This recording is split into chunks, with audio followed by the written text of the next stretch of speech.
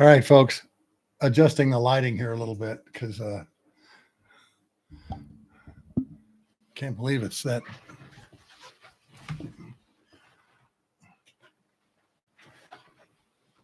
Oh, much better.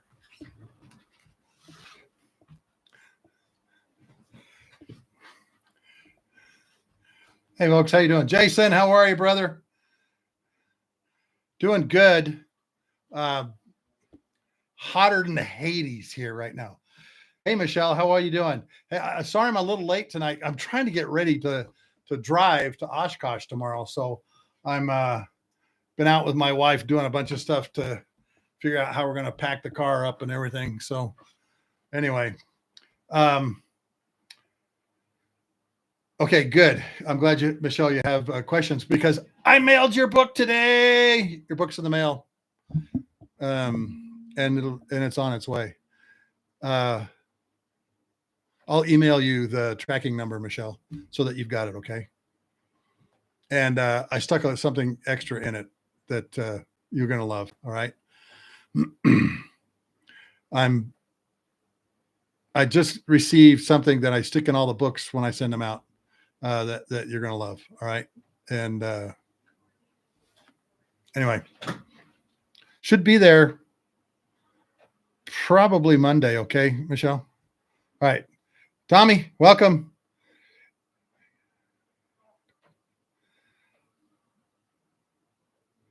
Tommy, you have it.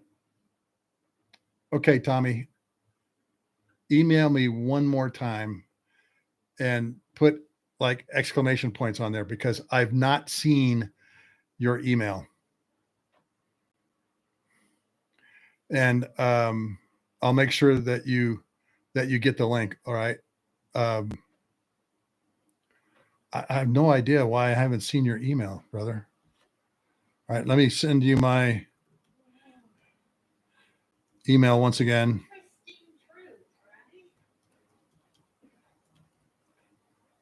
There it is. I mean, I'm so sorry. I don't know why I haven't seen it. All right. Andrew, welcome.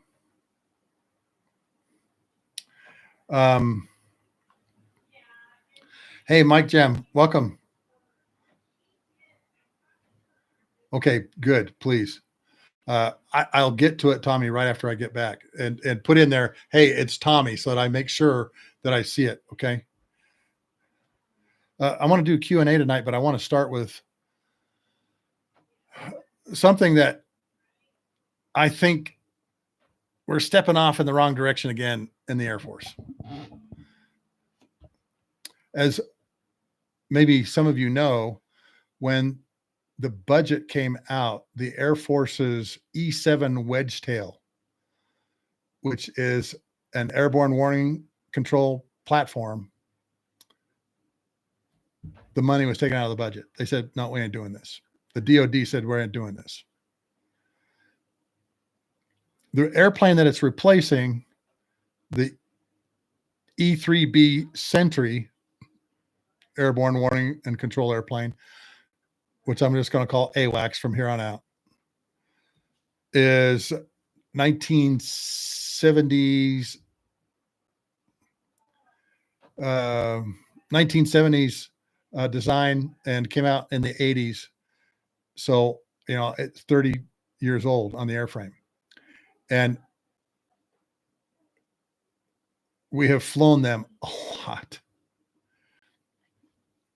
During the surge, the chief strategist for the surge, his name was Chowder, call sign Chowder.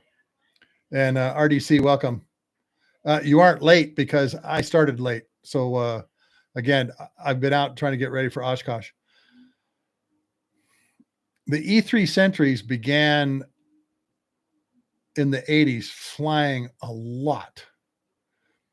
And Chowder, in this brief in about the 2007 timeframe, said that because of the global war on terrorism, we've put 16 years of flying life on almost the entire inventory of airplanes in the Air Force, the Navy, and the Marine Corps. Because they're just going constantly, 24/7, 365, over Iraq, over Afghanistan. And wearing the airplanes out. The E3, just during the Iran-Iraq war, we were flying an operation called ELF-1. It's a European Liaison Force 1, was flying 24/7, 365, monitoring what was going on between the Iraqis and the Iranians. And I flew some of those missions where we'd go up and refuel the E3 AWACS on a track, actually as an anchor called Rainbow, which surprisingly made it actually into the airspace control order for Desert Storm. They didn't change it because it was a great place to put it. Okay. Anyway, but they're just going constantly and constantly and constantly. And then finally, the Saudis bought E3s, different engines. They had CFM 56s on them. So new airframes, newer engines, more fuel efficient, could stay up longer, still are refuelable, still do the same job. But we've worn the E3 out, like so many other airplanes. You know, like I said, 16 years of extra life on airframes. And you just can't sustain that. You just can't keep going. So when they finally announced that the E3 Sentry was going to be replaced, obviously you have to have something to replace it with. Well, that would be the E-7 Wedgetail. The Australians fly the E-7 Wedgetail. I understand there was some problems initially with the airplane, but that has now worked itself out, whatever it was.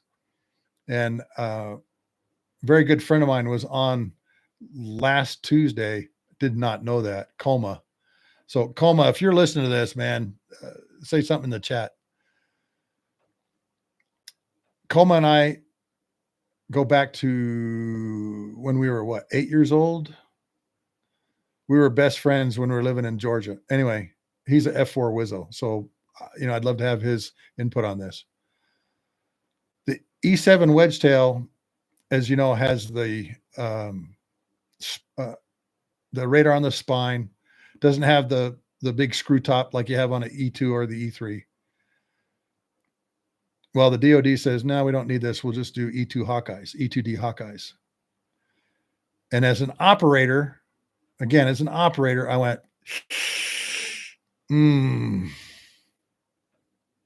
I don't know if that dog hunts. And here's why. E2 prop fan, slower than a jet. Does not have the same radar capabilities that some of the others do, like the E3 Sentry. And then, of course, the E7 is totally modern.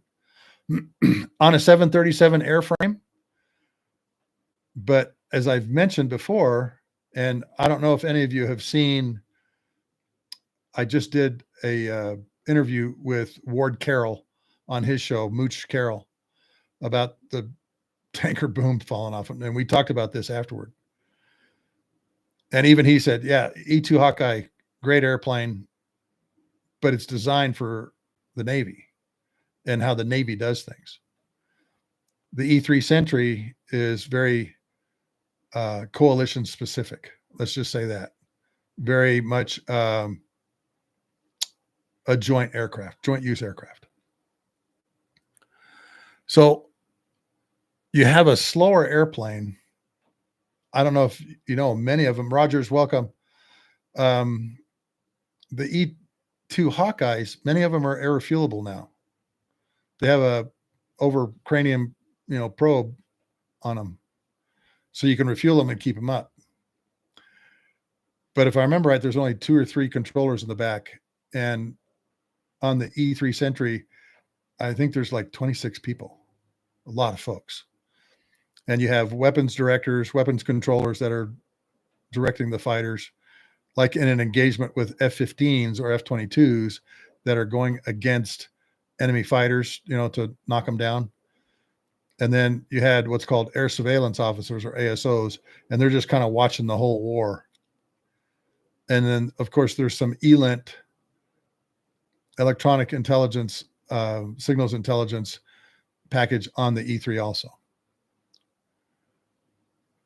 But here's the one thing that, in my experience, why the Hawkeye won't work. And that is my time at Kadena. We would launch what we called air superiority packages. And I'll give you one specific instance.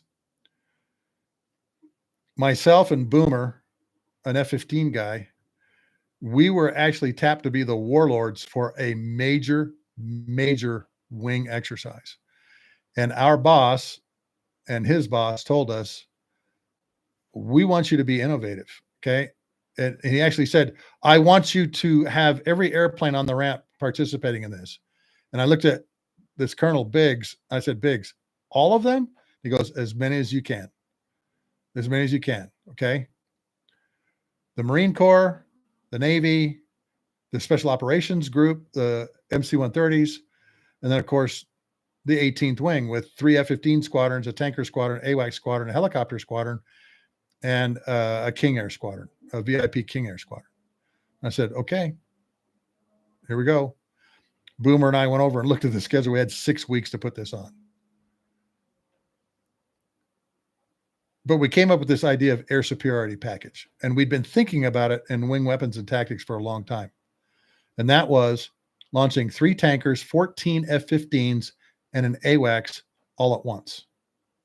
And if we could, get the RC-135 rivet joint in that mix also. Now, normally the AWACS, you'd want it up there and radiating and kind of seeing what the picture is, the air picture is to the north, about 45 minutes prior. But, you know, say the balloon goes up in North Korea, and that's what we were all kind of leaning on, you know, what's going to happen in North Korea. And we had to launch this air superiority package.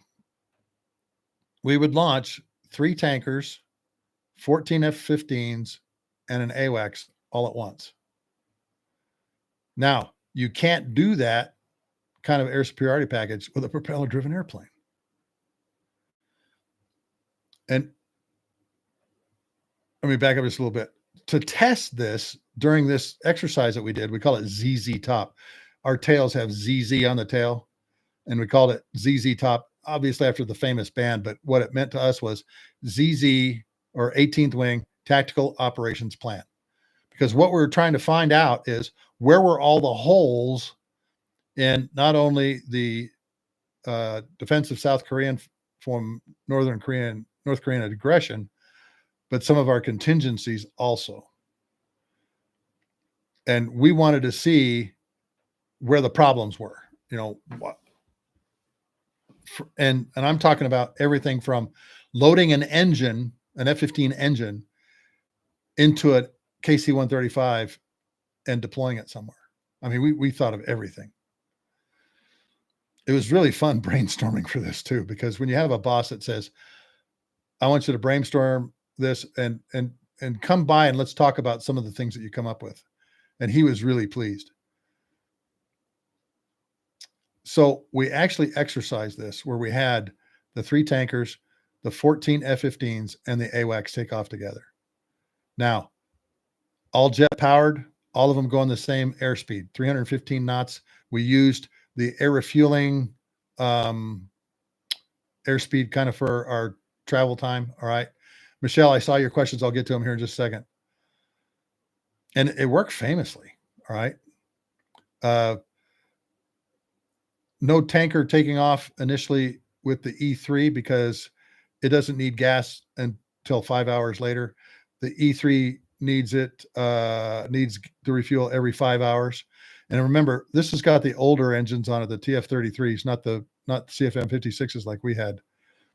The RC-135s now have CFM56, just like the tankers.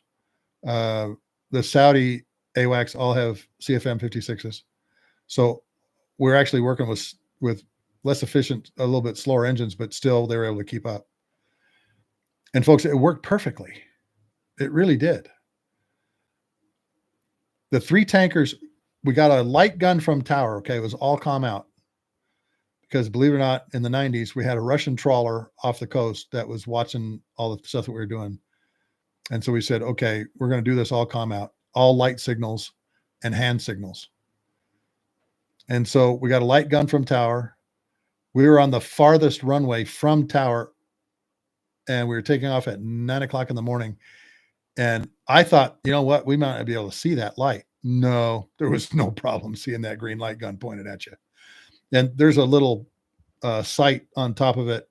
It looks like a little telescope, and you can look through the little telescope and say, okay, there's the cockpit of the KC-135, and they literally shine that green light right at the cockpit.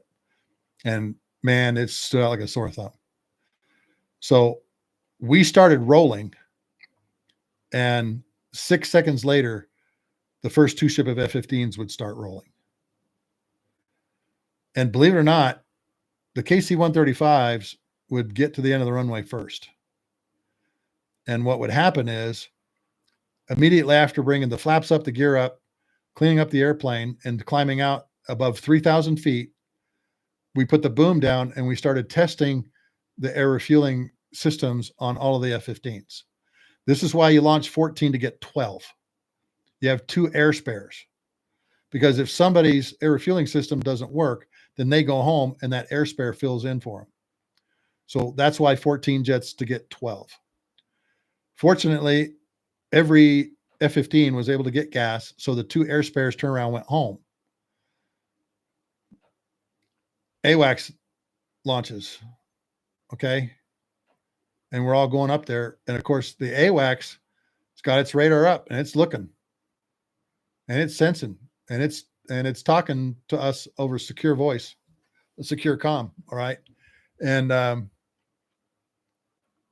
off we went. Got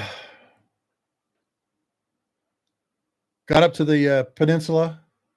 The RC-135 was actually there first. It took off about a half hour, 45 minutes before we did. So it's already gathering all of its electron intelligence. AWACS shows up. Of course, it's got its picture. And now you've got a really, really lethal package, folks. 12 F-15s, all of them with their own tankers by 4 ship, the AWACS and the RC-135. So our theory worked really well. And that was like one of these boxes we check off going, okay, this worked good. Can't do that with an E-2 Hawkeye. Just can't do it. It's a prop driven airplane. You can't do it. Okay. Sorry. My face is in and out of the holes on my blinds here. Okay. You just can't, it doesn't work. So this is Sluggo's opinion. All right. Based on my experience at Kadena dealing with air superiority packages, going to Korea and setting up shop over Korea. We had what we called 3 caps, a east, center, and west, 4 F-15s in each one of them. The tankers dropped them off. Oh, here's the other thing too. We use what's called tactical deception. All right. And tactical deception was we had all the F-15s tucked up under the wings of the tankers, so that on radar we looked like one airplane, not 16, 17 airplanes. All right. And it works slick too. Really slick.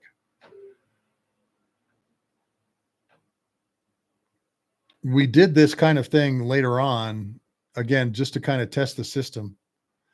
We also had, how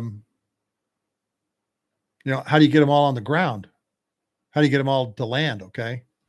And folks, I'm sorry that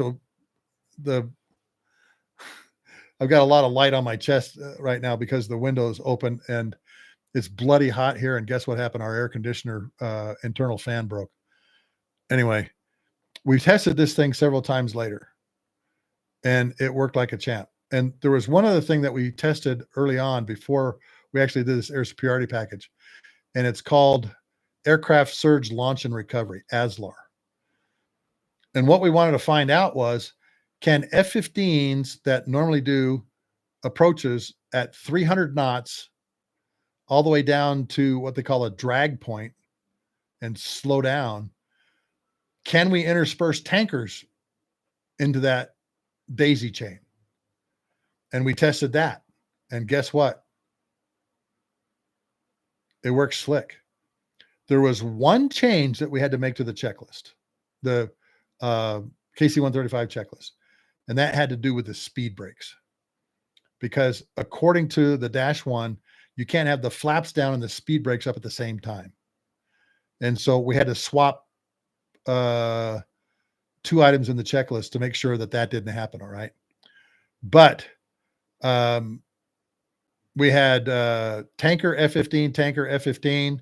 We had F-15 tanker, F-15 tanker, and that landing procedure where we got to this drag point, which was about 8 miles off the end of the runway, maybe 9 miles.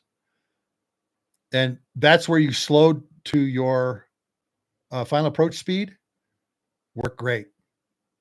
Worked absolutely fabulous. And the radar folks, air traffic control and approach, were able to time everything from their nice air-conditioned building. And they were also able to measure the distance between the tail of the 135 and the nose of the F-15. And because Kadena had 2 runways, what would happen is you'd get to the drag point, decelerate, the tankers would go the outside runway, the F-15s would go the inside runway. And this procedure worked fabulously. Now, if you put the AWACS into that daisy chain, it'd still work. Maybe they have to make some modifications to their, I don't know, checklist, the approach and landing checklist. But again, folks, you can't throw an E2 Hawkeye into that mix. You're going too fast. You're going 300 knots on approach. Now, of course, a Hawkeye can go 300 knots probably on approach, but it may not be able to go a lot faster. And the exercises that we did with this air superiority package really showed us that, hey, all of these dogs and cats living together, the tankers, the F-15s, the AWACS, the RC-135s, work slick, but they're all jet powered, not a mix of prop power and jet power. So that's one of the things I think that has to be looked at when you think about 30, 40-year-old airplane like the E3 has to be retired and trying to replace it with, well, we got these E2 Hawkeyes, E2D Hawkeyes, they do the same mission. Let's just swap them out that way. It's not going to work. You need a jet-powered AWACS. The other thing that you need now, too, is obviously AI, obviously some of the new tools that the military has that I can't go into, that they have now, particularly electronic means. And the E2 Hawkeyes are made for coming on board an aircraft carrier. They're not made for landing on a 12,000-foot runway. So how much can you stuff into the E2 Hawkeye? And here's another thing a good friend of mine and I were talking about the other day is how many of these collaborative combat vehicles by Anduril and General Atomics can you control from inside the E-7 Wedgetail or the Hawkeye? Imagine an airborne warning and control airplane right off the assembly line that has about a 300 nautical mile footprint for its radar, has a larger footprint than that by maybe 100 miles for all of its electronic detection equipment, meaning its radar homing and warning gear, signals intelligence, electronic intelligence, communications intelligence, has the ability to possibly operate drones from inside the airplane, or these collaborative combat vehicles. I'll call them CCVs from here on out, and give these CCVs targets, lat long, elevation, mensurated coordinates to potentially have one of these drones drop some kind of weapon down some air shaft of some building, and just be able to go out there and start radiating and listening to what's going on, and basically have kind of its own fighter package with it too. That's what I envision happening. That's what I envision the next airborne warning and control system airplane to do. Now, hopefully many of you saw that I did a short on the F-22 has been chosen to be the first platform that's going to have this collaborative combat vehicle capability, where you have a single F-22 and maybe 4 non-piloted wingmen. I mean, it's crazy. Okay. Tabasco, very good point, Tabasco. It's a stopgap until they develop more sophisticated orbital AEW. All right. And thank you, Tabasco, for bringing that up. Okay. Because they were saying we're going to go to space-based airborne warning control. And a number of generals have written like a white paper and said that technology hasn't matured to the point where we can rely on that.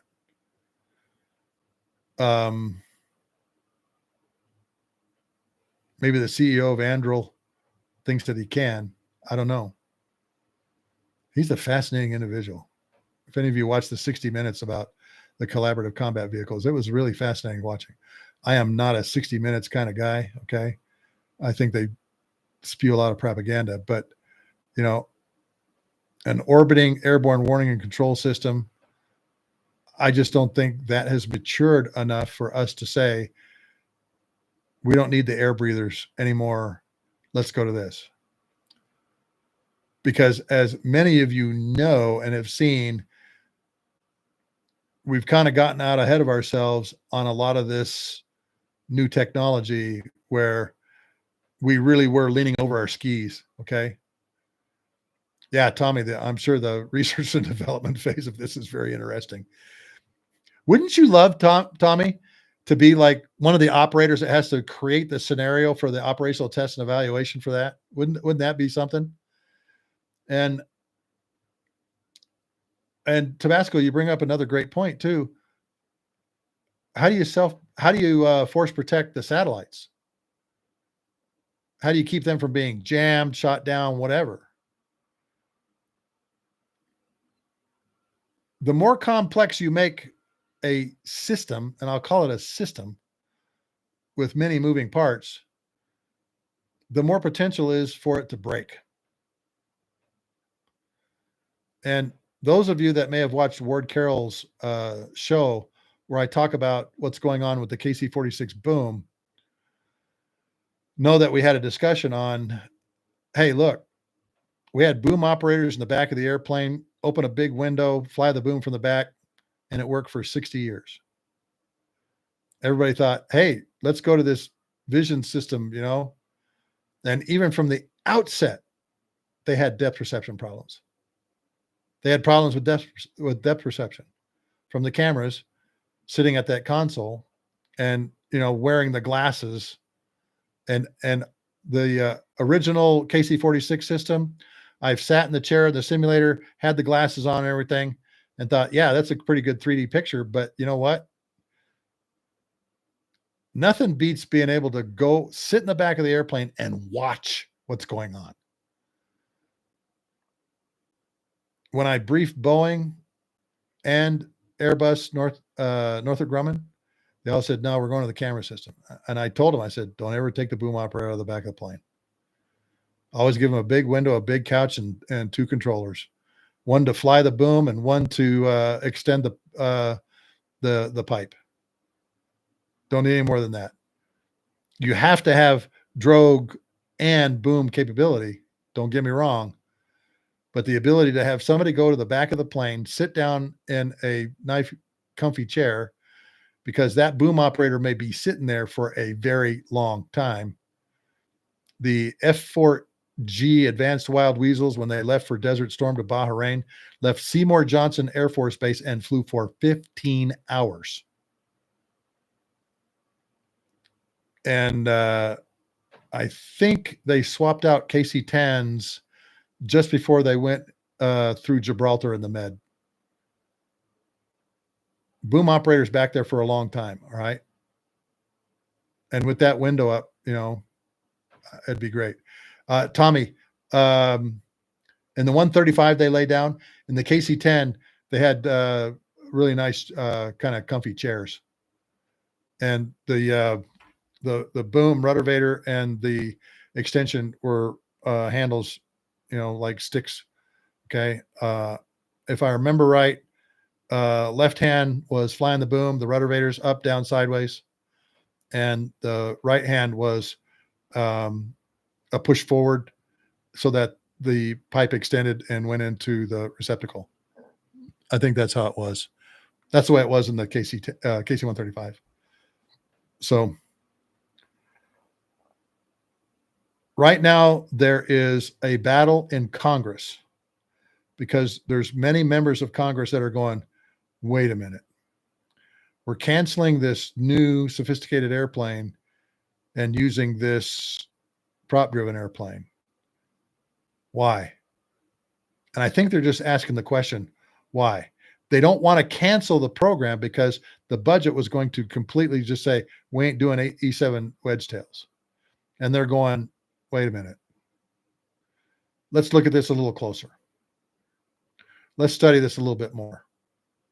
And me as an operator, I just told you, if I've got tankers and F-15s and I'm and an AWACS deploying as a package, a prop-driven airplane inside that package is not going to work. Older technology for the radar, sensors and everything needs to be upgraded. And I'm sorry, I'm just a jet-powered kind of guy. So we'll see what happens, folks. Watch that closely. And I'll do some more research on this as we move forward. But right now, there's a number of people in Congress that are going, whoa, Air Force. I think you're out in front of your skis. Let's look at this, okay? I don't know who those are. Maybe that's what I need to do, look them up to see who these people are that are going, don't do this. And find out who they are. But I bet you some of them are operators that are now in Congress. There's a lot more operators that are in Congress now, which is a good thing, a very good thing. Okay. Let's go to Michelle's questions. Okay, Michelle asks, question 1, are there aircraft that the KC-135 cannot refuel when it's full? Okay, Michelle, I need you to clarify what you mean by that. Cannot refuel when it's full. Are you talking about the 135's full? I will tell you yes. And it was the A-10. Here's the story behind that. The A-10 has the same engines as the S3 Viking, okay? The Hoover engines, all right? So it's underpowered, you would say, as a fighter, but not as a close air support and TAC airplane, even though it's got 10 external hardports and it's carrying a lot of weapons. But because of those engines, Michelle, the KC-135 could not refuel the A-10 when our gross weight in the air was above 220,000 pounds. And from 220,000 pounds gross weight, that means fuel and the empty weight of the airplane.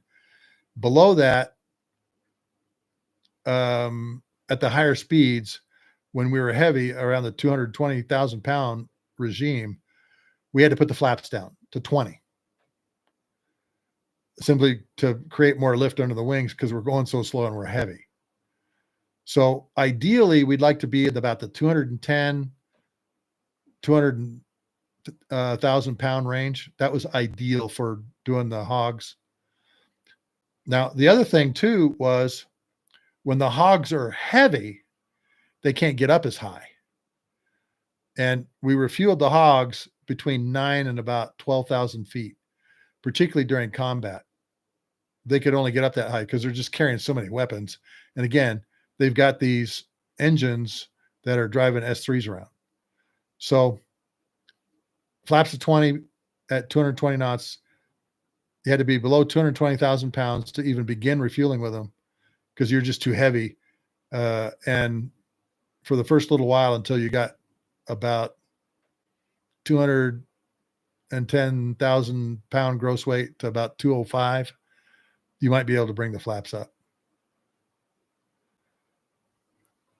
The next thing was, since the A10 is slow, you had to maintain your speed at least 200 knots on the tanker.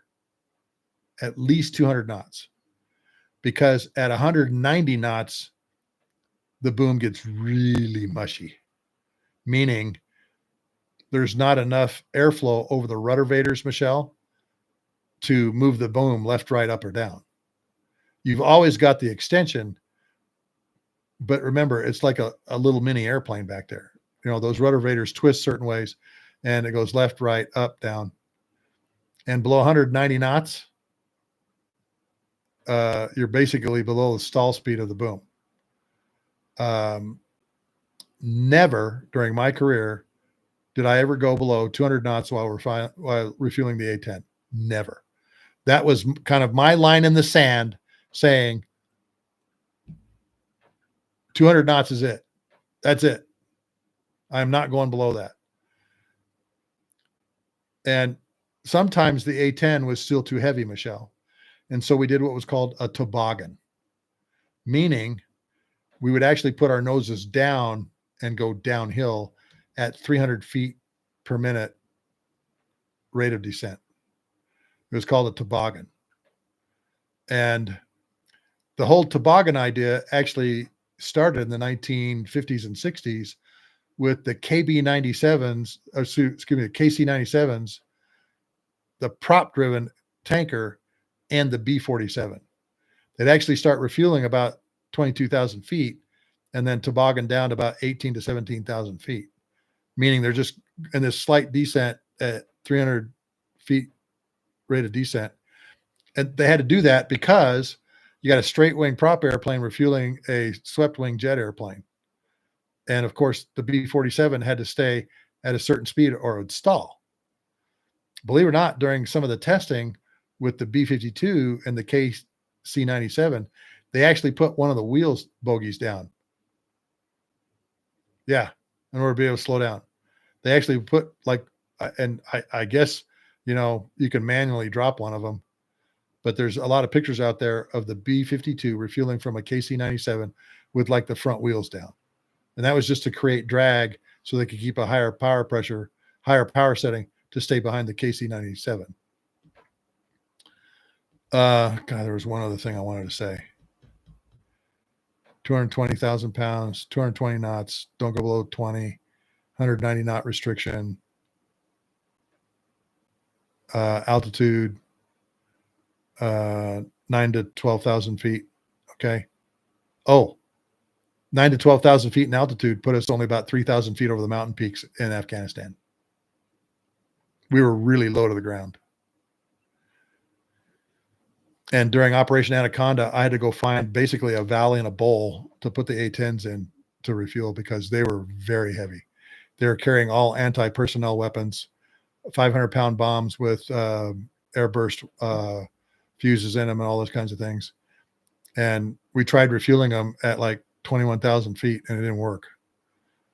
It was tough on the A-10 pilots because they were having a toboggan. And of course, we were worried about, hey, who's on top of the mountain? Because one of the bad guys could go up there with a shoulder-fired infrared guided missile and put some major damage on us. Major damage. So that was one of the other things we had to think about. And if I remember right, there was 1 or 2 instances where we had some Al Qaeda guys that literally packed up to the top of mountains with mules and stuff like that, and they had RPGs or these SA-7 missiles, and maybe hunting the tankers, okay, or whoever they could, lock the thing onto. So when we figured out where we were going to refuel the A-10s during Operation Anaconda, we sent the air fueling area and all the terrain data to the Missile and Space Intelligence Center, MISIC. And of course, the air fueling area came back all yellow, cautionary. You may get engaged. Okay. Because you tell me, folks, what person is going to hump a shoulder-fired missile up to the top of a mountain and then shoot that missile at a tanker refueling hogs? That tactic would be what we call self-critiquing. Okay. You wouldn't live long. Okay. And that was one of the things the hog guy said to us. Oh, they're going to come up to the top of the mountain and try and shoot at us? Really? Well, we'll see how that goes. They had a politically incorrect saying about this too. If somebody was going to do that, they called it in Allah's waiting room, meaning you're going to join him soon. I hope none of you are offended by that. Military has kind of some dark humor. That's one of them, right? Second question. Does the APU have any role when you're landing? No. During the time period that I was flying the KC-135R model, which has a fantastic APU, we normally wouldn't turn it on until we were engines shut down in the chocks and just kind of waiting to get off the airplane, Michelle. And if I remember right, there was something on our -1. You weren't allowed to start the APU in the air because when you opened the intake to the airflow, it messed up the APU. Something fierce, okay? Because the airflow going by the thing is just going to take it and just make it like scram, right? So never used it in flight, wasn't meant to be used in flight. And on the ground, I don't ever remember a time where I turned that thing on while we were taxiing back. We always turned it on when the engines were shut down, the wheel chocks were in on the main wheels, and we needed ground power just to finish our post-flight checklists and maybe do some mission paperwork, all depending on where we're at. Now, obviously, if you're at Diego Garcia in the South Pacific, it's 93 degrees outside and 93, 94% relative humidity. You just want to get it over with. All right. And leave. Okay. And you turn the APU on and get everything done as fast as you can and then split. Okay. It got really windy all of a sudden outside and my blinds lanyard is banging around. Hopefully you guys can't hear it. But Michelle, I had a ritual in the tropics and it was a great one. And I actually got some good feedback on this. When we landed, Michelle, I did the exact same pre-flight walk around. I did the exact same post-flight walk around that I had done before we took off, the pre-flight walk around, and checked the same thing. Okay. Because if something's wrong, you're going to find it after you touch down and you're in the, and you've parked. So I would do the same walk around, exactly the same, stick my fists in the same holes, look at all the different panels, everything. Okay. always. And the checklist didn't call for that, but that's what I did. Because after the flight is sometimes when you find problems with the airplane, like when you hit 38 starlings on landing, and it looks like some 5-year-old took a ball peen hammer to the outside of the airplane, the particularly along the flaps. 2 hours to 3 hours after you were airborne at altitude, 32,000 feet, the fuel in the tanks would basically cool to the outside air temperature, which sometimes was, minus 30 degrees. Well, when you land in a hot, humid environment, the airplane actually has condensation all over the outside on the bottom of the fuel tanks. And the airplane is just dripping water. And that water is very cold. And what I would do is I would take my headset off. Okay. I would take my headset off, Michelle. Take my hat off. All right. And I would take my hand and run it through all of that water coming off of the airplane because it was dang cold. And of course, it would fall on my head, and it was like hopping into a cold shower. And it was a great way to cool off. And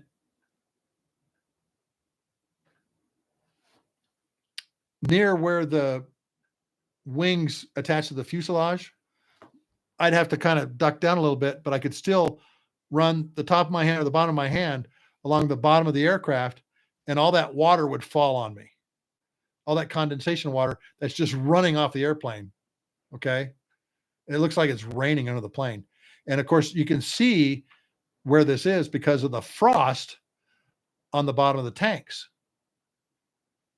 As the humid air hits this cold metal panel with this really cold gas behind it, that causes that condensation on the bottom.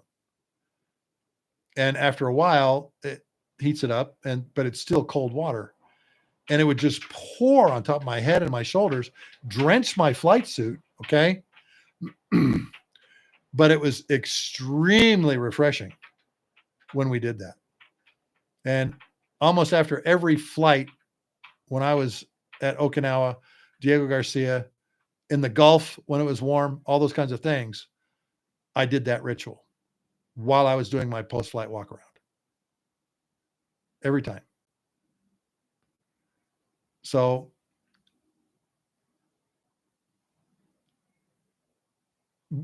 a long answer to your question, Michelle. APU didn't normally turn on until engines are shut down and we're in the chocks to provide electrical power to the airplane until a ground power unit was connected to the airplane. But many times when we were deployed, we just ran it off the APU during our pre-flight and during our post-flight, but no other time. I never used it during taxi. I don't know anybody that did that. There may have been, but I didn't. And then, of course, my post-flight ritual of doing the same pre-flight checklist and running my hands across the bottom of the plane and literally soaking myself in that cold water. Because at Diego Garcia, when it's 94 degrees outside, 97% relative humidity, in that Nomex flight suit, you are just baking. All right. Hopefully, Michelle, that answered your questions. All right. Let me go down here some more. Exactly. My friend who was flying the boom over Iraq during the start of the second Iraq told me he did a 36-hour mission out of Plattsburgh.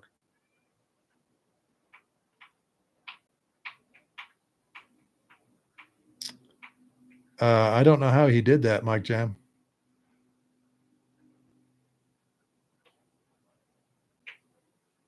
Let me see.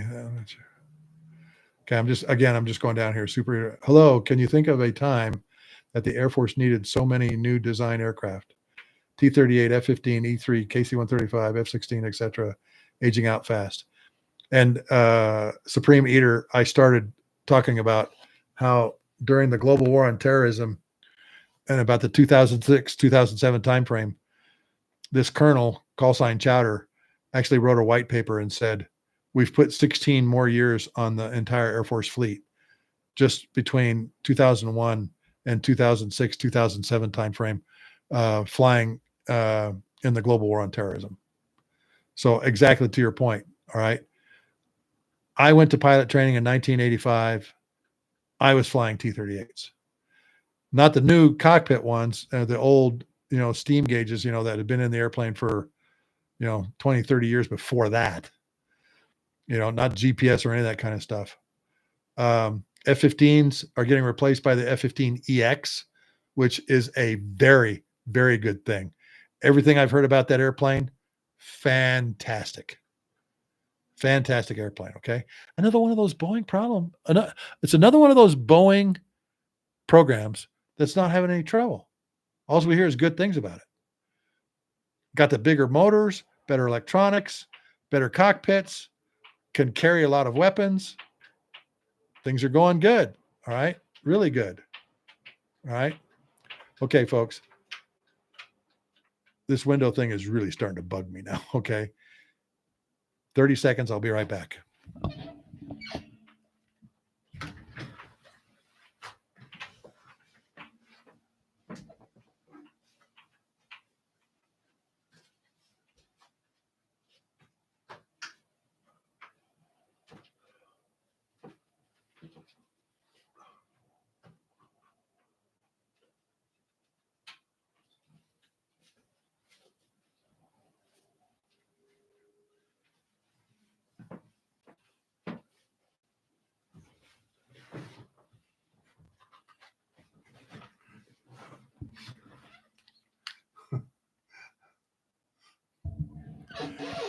The wind is blowing so hard, it actually is moving pictures on my walls. Okay. And so I was getting a little concerned, like, okay, is something going to come off the wall here? Anyway, I want to do that real quick. Let me see. Yeah, the flight characteristics of the boom. Yeah. You know what, Michelle? It doesn't really restrict our refueling time. The KC-10s, when they were dragging fighters over to the Gulf, okay, they'd be in the air for long periods of time, and you've got the boom down, and it just stays down. If I remember right, it was about a 2% degradation on fuel efficiency and your fuel curve. 2%, which you wouldn't think is very much, but think about over 7 hours. 2% of your fuel, 2% of fuel. Anyway, Andrew, I have never flown into Area 51, flown around it, and many times was operating around it. But they know if you are clear to go into what they call the container, that's what they call it. You are have a special clearance and special paperwork that you have to sign if you're doing any missions in there. If you don't have that, you're not cleared in there, and you haven't signed the paperwork, there are gentlemen in suits waiting for you when you land. And I have seen that happen. I have seen that happen. A B-52 crew clipped one of the corners of Area 51, and there are 3 guys in suits waiting for them when they got back from what was it? It was weapons school, mission employment, advanced integration. Okay. Boeing does defense contracting fine. Civilian side, they drop the ball. Yeah. Mick Jam, is that even possible? What are you talking about? I'm just curious. Yes, Michelle, that is correct. The tobogganing time. And again, you have to remember, you're going downhill. All right. At, 300 feet per minute, you wouldn't think is a lot, but it actually over a longer period of time. Yes. All right.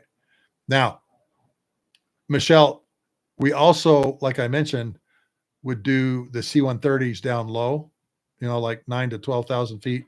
The A-10, same thing. We also had air refueling procedures for um, the Air Force Special Operations Command, MC-130s, AC-130s, that we could do them at 3,000 feet. And boy, Michelle, the first time I refueled an MC-130, I was getting my low altitude air refueling check mark on my mission qual. Man, I'll never forget that mission. Okay. You got to think about it too. A KC-135 is a pretty good sized airplane. So is a C-130. We were fueling them out over the ocean, 3,000 feet, and we had to have our helmets on. Some guys and gals put their oxygen masks on, some didn't. But you had to be in communication the whole time, okay? And my first ever MC-130 low altitude refueling at 3,000 feet out of the ocean, we flew over a fishing boat with two big airplanes at 3,000 feet going 220 knots. And I could see the boat out in front of us, okay? And the pilot I was flying with did kind of one of those hold my beer kind of things and made about a 10-degree heading change to go right over the top of the boat, literally. And of course, all of us in the cockpit knew exactly what he was doing because we would have done the same exact thing. And he was just demonstrating, here's how you do it. And so the fishing boat goes under the nose. We go over the top of them. And the boom operator, of course, is connected to the MC-130. So he's kind of focusing on that. But he sees the boat go underneath us. And he literally said, the 4 or 5 people on the boat were all diving into the wheelhouse to get out of the way. They never seen anything like that before. And they're all just in the back laughing and everything like that. And the MC-130 has a boom interphone so that when we put the nozzle in there, it connects to their intercom system so that we can talk securely back and forth. And the MC-130 crew were just laughing like crazy. And of course, their pilot goes, "You did that on purpose." No, not us, man. We wouldn't do a thing like that. And then, of course, Ron, my pilot, instructor pilot, said to him, "And you guys wouldn't do the same thing?" And of course, the MC-130 pilot came back and says, "Oh, I've been lower and gone over a fishing boat." We all laughed. It was pretty funny. Nah, I wouldn't call them poor fishermen, Michelle. Anyway, Fatty, welcome to Thursday night bar night. This first time I've seen your name, so I welcome you here to the Lessons from the Cockpit show virtual bar night. We do these every Tuesday, Thursday night at 7 p.m. Mountain Time. Next week, folks, I will be at Oshkosh. So what I'm thinking about doing, and give me a heads up. No, you aren't the Peaches I'm thinking of, are you? Are you the same Peaches I'm thinking about that used to fly tankers and work for me during the Shock and Awe campaign? Are you... Dude, how are you doing? Okay, folks, I apologize. This is a little personal, all right? And the gentleman that just joined us that goes by Fatty is a very dear friend of mine, okay? And I will tell you, folks, one of the funniest people I've ever met in my life. Peaches, Peaches worked for me on my team during the second Gulf War. All right. Peaches, man, didn't we have a great time? Hey, Peaches, should I tell him the donut story? Should I tell him I'm not getting in your beating box?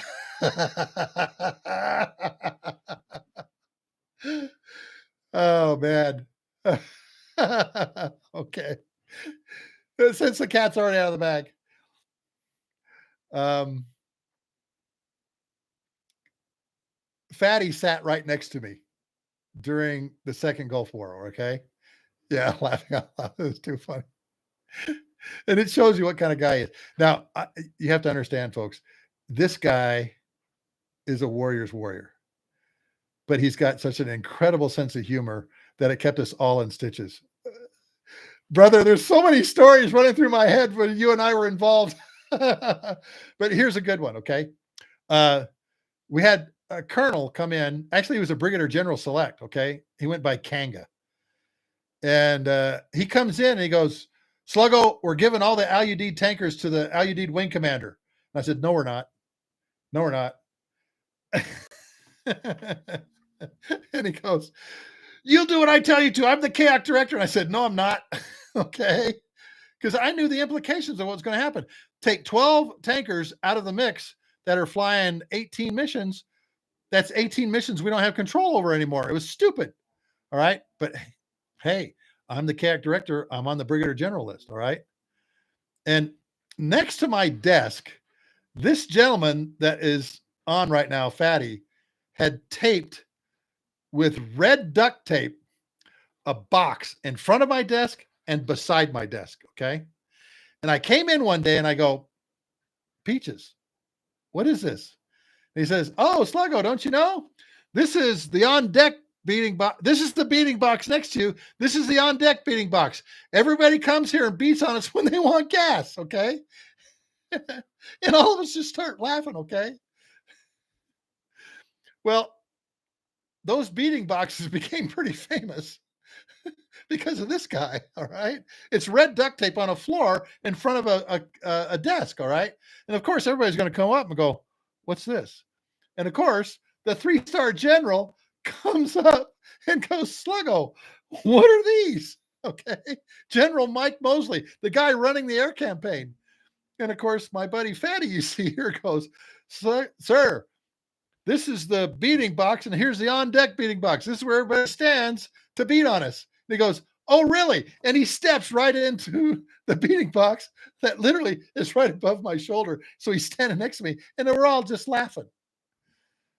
Kanga, unfortunately, did not have that kind of sense of humor. Wouldn't you say, Peaches? And so I'm arguing with him about, we ain't giving the tankers up. You'll do what I tell you to, Sluggo. I'm the KAC director. You do what I tell you to. I'm a brigadier general select. Yada, yada, yada. Okay. Great leadership lesson, folks. You know, don't do this to your people, okay? Because it really pisses them off. Well, Sluggo being Sluggo, I looked at him and I said, Kanga, if you're going to beat on me, get in the beating box, okay? And I could just feel Herb's whole aura just sink to the floor next to me. Like, I can't believe you said that, Sluggo. I can't believe you did that. But what happened was Kanga takes 2 steps back away from my desk and goes, I'm not getting in your beating box, Sluggo. I'm not going to do it. All right. And we're all trying to keep from busting up laughing at this guy. All right. And he just gets mad and goes, I'm going to your boss. And I go, go ahead. He's going to tell you the same thing. And he walks out. There's a door behind my left shoulder, goes out that door. Harump, harump, harump, harump. Okay. And Peaches elbows me like this. He goes, go get me a donut, Sluggo. I want you to go get me a donut from the chow hall. I want a chocolate donut with sprinkles on it. Tell me I got no power, Sluggo. You go get me a donut right now. And everybody's laughing now, okay? This is the guy that's on here right now, Fatty, okay? This is him. And all of us are busting up, man. Go get me a donut. Go get me a donut, okay?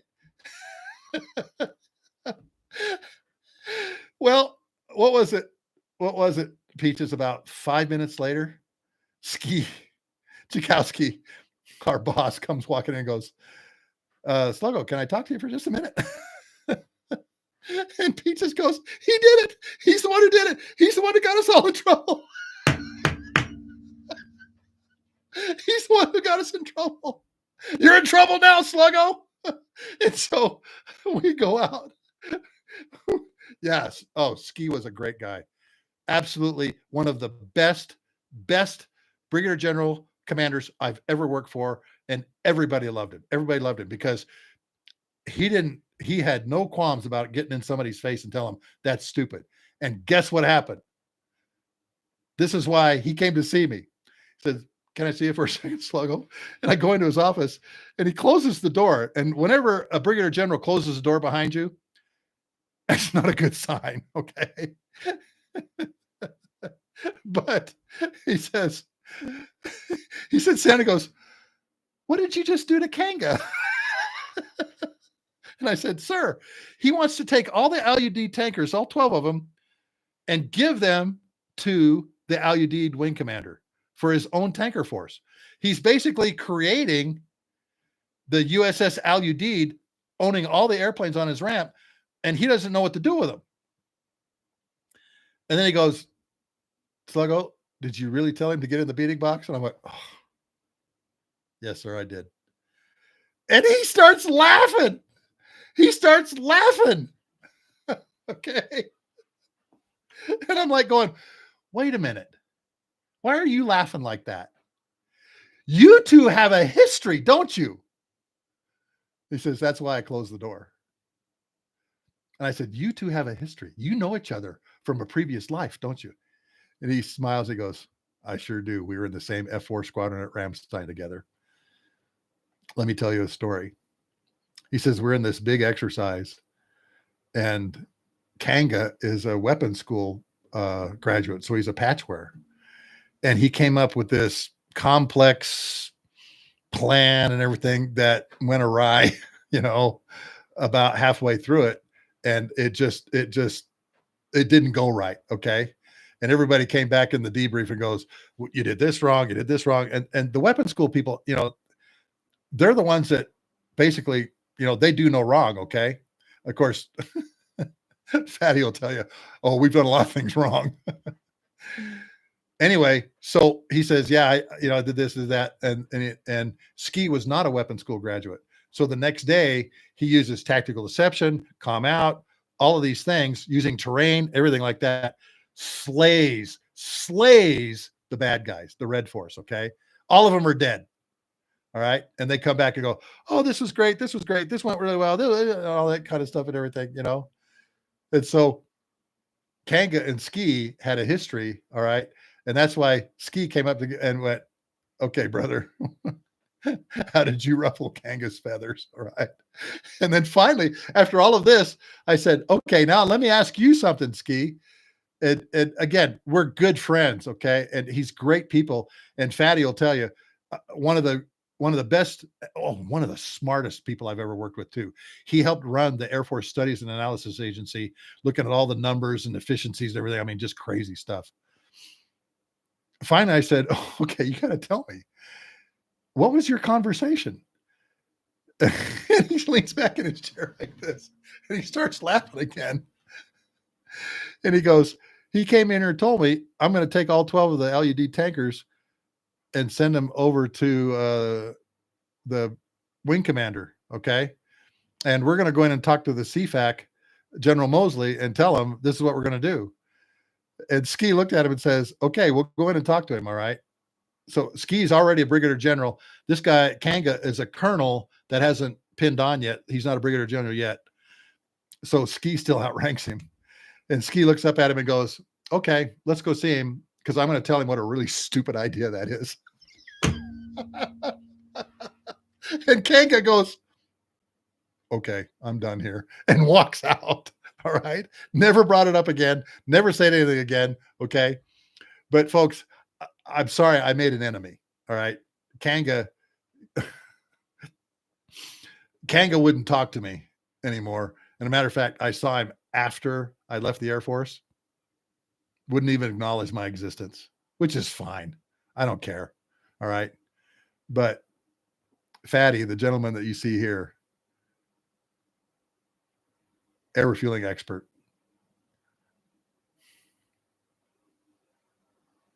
One of the best people I've ever worked for and with. Sorry, it makes me a little emotional thinking back at all this. This gentleman is a warrior's warrior. Flies for a major airline now,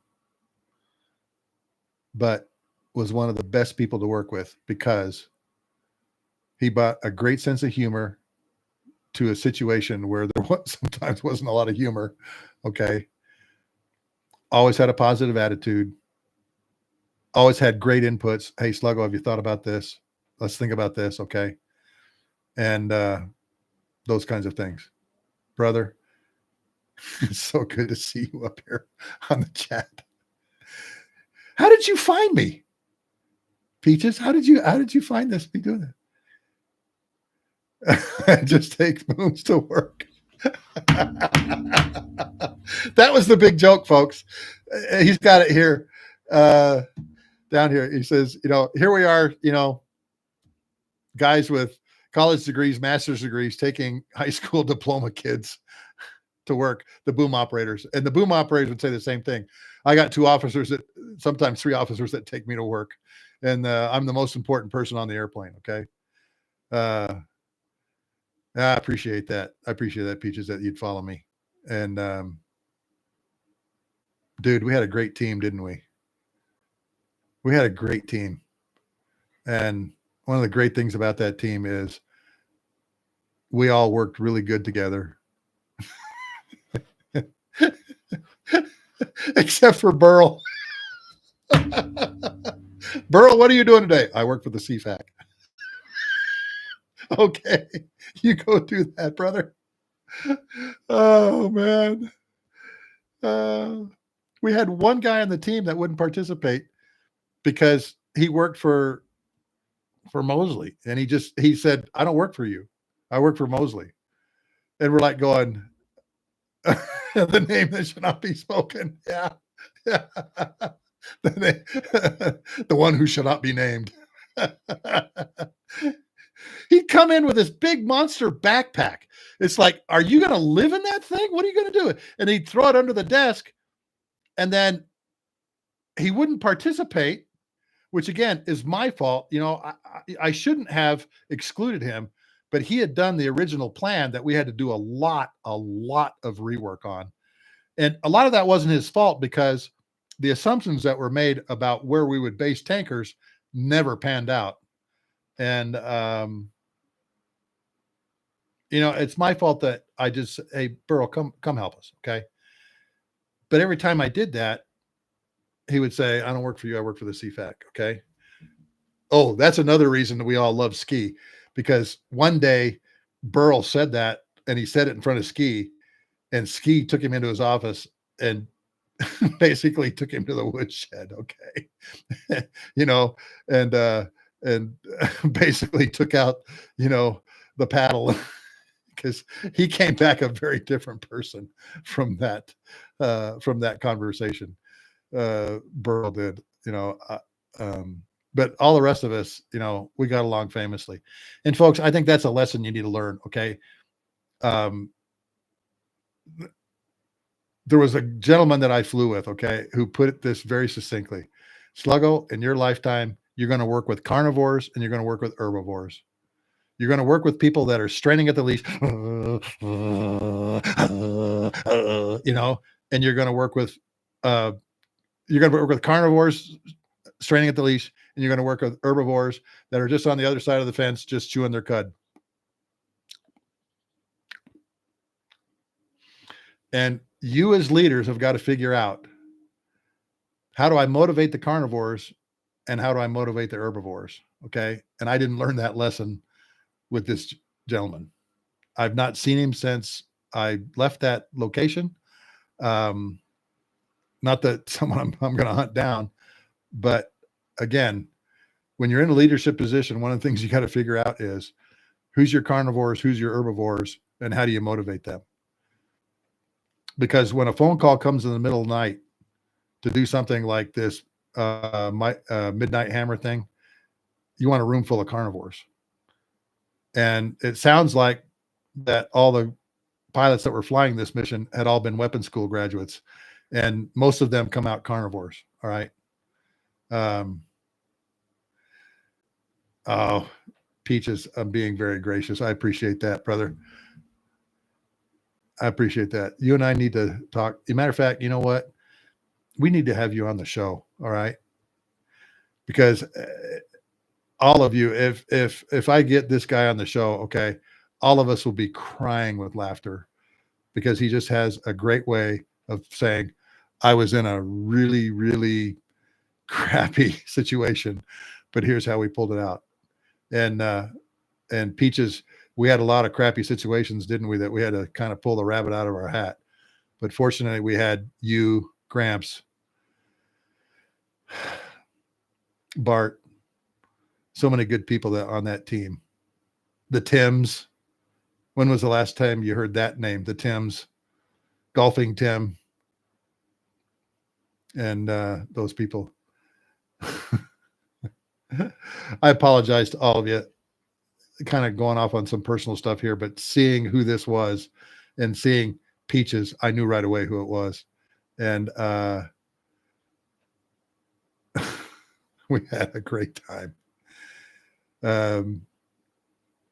Like I said, now he flies for a major airline, and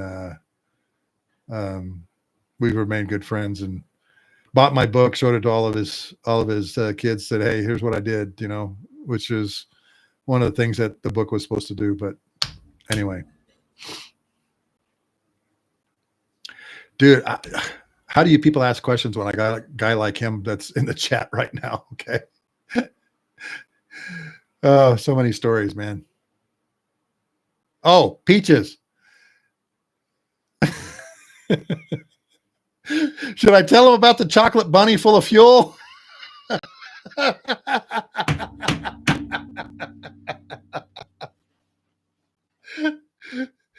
This is another one of these things, okay? He's going by Fatty here, okay? Peaches, I know him as Peaches, and it's a play on his name. All right, and I'm going to keep his name off the list here, okay? That same General Mosley says, hey, we need to have all of you here do a capabilities and limitations brief on your airplanes. Tankers, KC-10s, KC-135s, all those kinds of things, okay? Knowing Peaches had this great sense of humor, I said, you got this, brother. He goes, yeah, I got this, okay? Well, later that afternoon, Mosley comes up to me and goes, oh my God, Sluggo, that was the funniest brief I've ever heard. I said, well, what are you talking about? He said, it was so funny, I'm going to have him give it again. I go, okay, understand. Peaches gave a funny brief again this morning. It doesn't surprise me. What was it? He said, Sluggo, I've never heard refueling put that way. The chocolate bunny full of fuel. And I'm, wait, what? And he goes, Sluggo, he gets up there and he goes, okay, all of you people out there, I'm going to teach you about tankers, all right?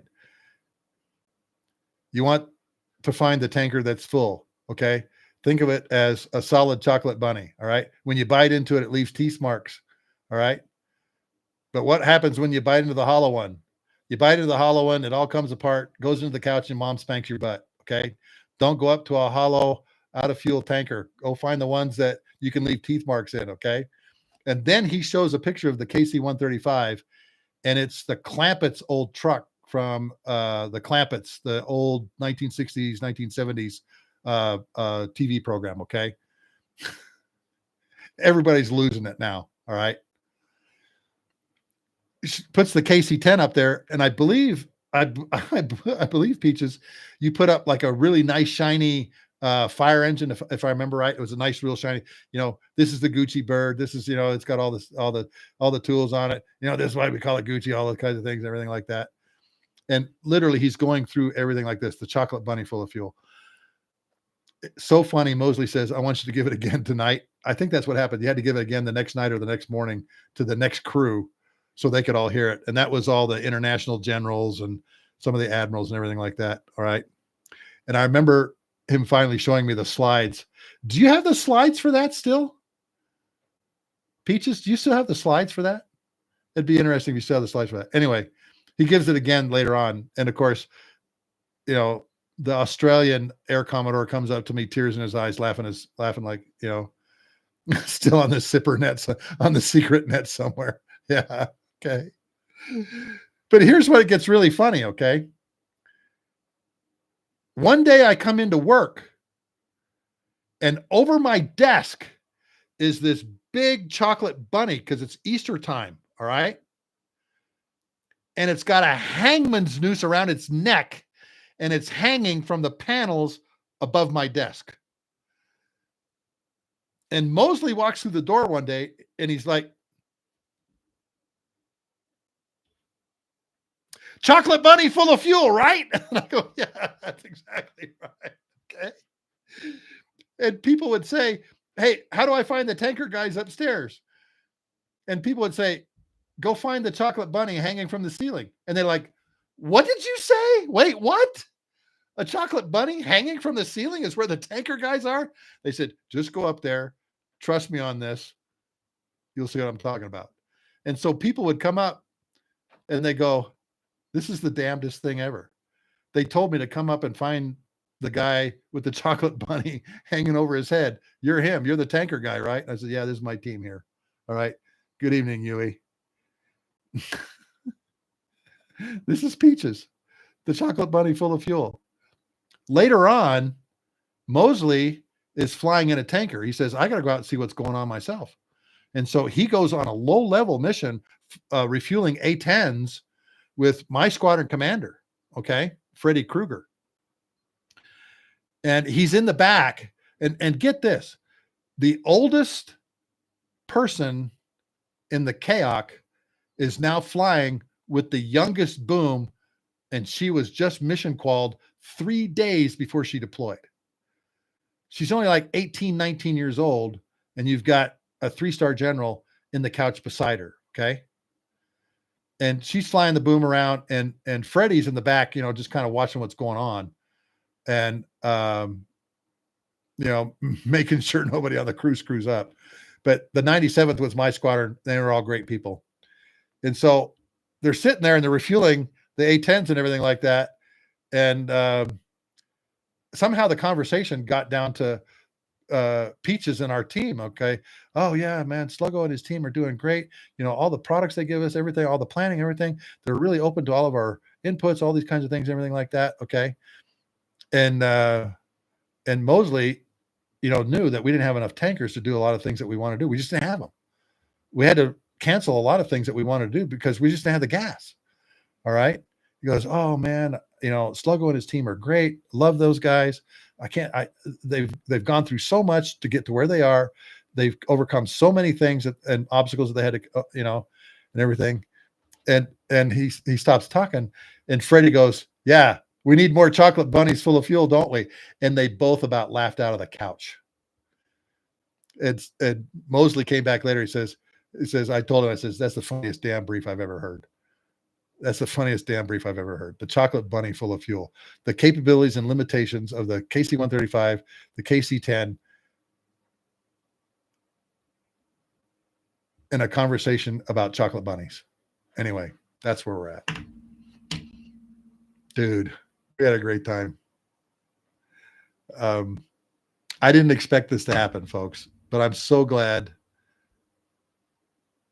I'm so glad you joined us, brother. We need to talk on the phone again soon and get you on the show. Okay. I know you're like the glorified, you know, flap handle, you know, gear handle kind of guy, you know, and, oh dude, you know what? I'd really like to get your thoughts on this KC-46 boom snapping off on 2 occasions now. Hey, you're welcome, brother. You're always welcome. You're always welcome at my council fire, brother. Anytime. Hope your family's doing well. Folks, You know what? We've almost gone 2 hours. I think I'm going to leave it right there. We've had some. See what happens when you only get one person on that you know and you've had these intense experiences with, and how that peels the onion back. That's the whole reason I do this. I do this podcast. I want to peel the onion back so that all of you can hear these kinds of stories. All of you can hear the funny stories, okay? All right. I'm not getting in your beating box, Sluggo. I'm not going to do it. Go get me a donut, Sluggo. I want a donut with sprinkles on it, a chocolate covered. You tell me I got no power, Sluggo. Go get me a donut. All right. That event will live forever in my mind. And that's because I was around great people like him. Please, folks, go join my All Ranks Club. And in the All Ranks Club, if you join at the designated driver and by the bar, Q&A with me, one-on-one. Jason and I had a great discussion last week, one-on-one. We had one other person that's recently joined. Haven't heard back from him yet, though, okay? And